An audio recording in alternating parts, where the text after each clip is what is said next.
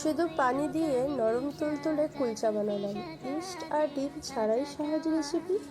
আসসালামু আলাইকুম everyone, welcome back to my channel. আজ আমি কিভাবে একদম সহজ উপায়ে শুধু পানি দিয়ে নরম তুলতুলে আর সুস্বাদু কুলচা বানালাম সেটাই তোমাদের সঙ্গে শেয়ার করব। ইস্ট আর ডিম ছাড়াই রেসিপিটা তৈরি করব, তাই শুরু থেকে শেষ পর্যন্ত ভিডিওটা দেখতে থাকো আর আমার সঙ্গে থাকো। তো চলো ঝটপট করে রেডি করে নিই যা যা আমাদের উপকরণগুলো লাগবে। তো প্রথমে আমি এখানে ময়দা নিয়ে নিলাম। এখানে ডোর জন্য ময়দাটা নিয়েছি। এখানে আমি 500 গ্রামের মতো ময়দা নিয়েছি।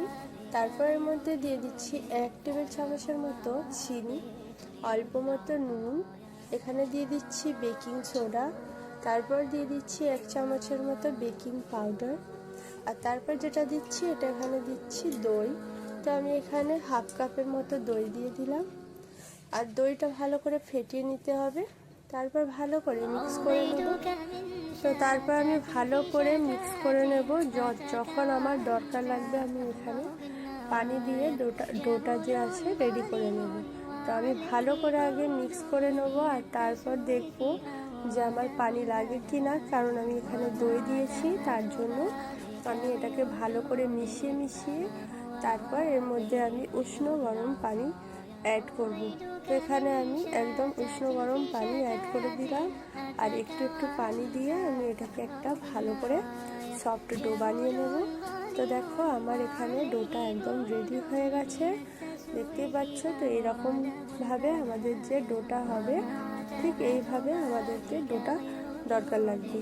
তারপর আমি এটাকে 20 মিনিটের জন্য এটাকে রেস্টে রাখবো। তো এটাকে আমি 20 মিনিটের জন্য রেস্টে রাখবো। তারপর এখানে আমি বানাচ্ছি আলুর কুলচা, তার জন্য আমি এখানে নিয়ে নিলাম যে হচ্ছে আলুটাকে আমি সিদ্ধ করে মেখে নিয়েছিলাম। এর মধ্যে দিয়ে দিচ্ছি পেঁয়াজ কুচি, আদা কুচি আর একটু লঙ্কা কুচি, আর এখানে গ্রেট করে রেখেছিলাম চিজ, এর মধ্যে আমি চিজটাও দিয়ে দিচ্ছি।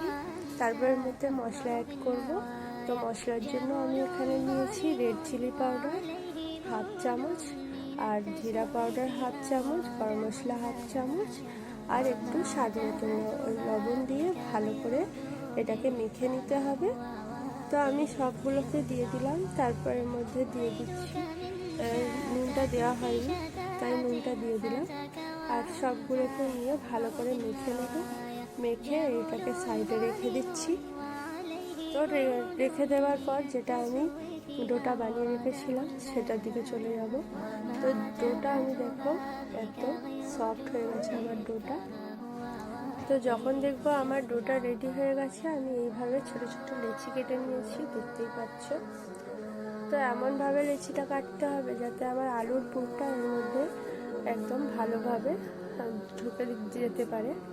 তো তারপর আমি একটু করে আলুর পুরটা এর মধ্যে দিয়ে এইভাবে চেপে মুড়ে দিচ্ছি, যেমন আমি বানাচ্ছি তেমনই দেখতে পাচ্ছ।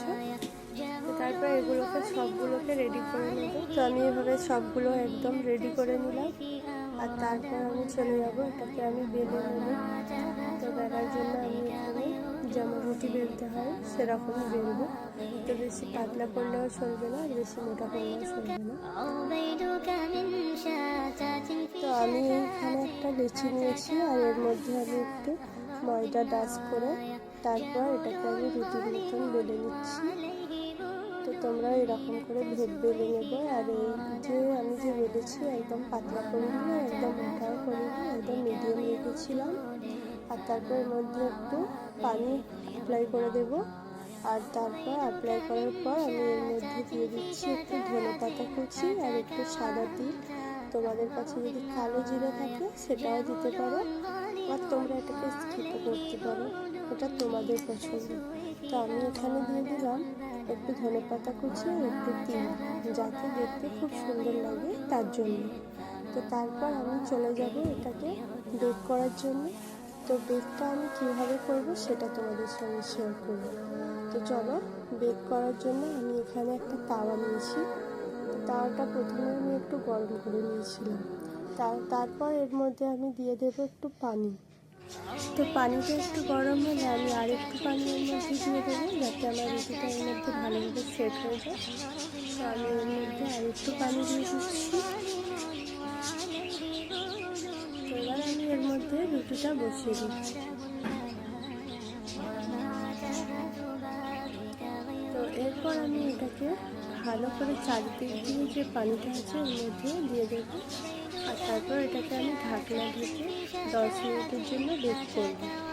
তো এর মধ্যে আমি একটা ঢাকনা ঢেকে দিচ্ছি এইভাবে, আর তারপর এটাকে আমি 10 মিনিট পর খুলে দেখবো। দেখতেই পাচ্ছ একদম সুন্দরভাবে কুলচাটা উঠে আসছে আর একদম সুন্দরভাবে হয়েছে। তো এর উপরে আমি একটু বাটার লাগিয়ে দেবো যাতে এই কুলচাটা একদম সুন্দর আর সফট থাকে তার জন্য। তো তারপর আমি এর যে টার্ন করে দেবো, আর এর মধ্যে আমি আবারও একটু বাটার লাগিয়ে দিচ্ছি। তো আমি এইভাবে সবগুলোকেই করে নিয়েছিলাম। তো এটার পর আমি এটাকে তুলে নেব, আর আবারও যেগুলো আছে সেগুলোকে এইভাবে করে নেবো একটা একটা করে। তো তারপর এটাকে আমি যে কোনো গ্রেভির সঙ্গে পরিবেশন করতে পারবো। তোমাদের যে কোনো গ্রেভি পছন্দ সেইটার সঙ্গে এটাকে পরিবেশন করতে পারো। তারপর আমার কুলচা একদম রেডি হয়ে গেল। এরকম আরও নতুন ভিডিও দেখার জন্য আমার চ্যানেলটাকে সাবস্ক্রাইব করবে। ভিডিওটা কেমন লাগবে অবশ্যই লাইক কমেন্টে জানাবে।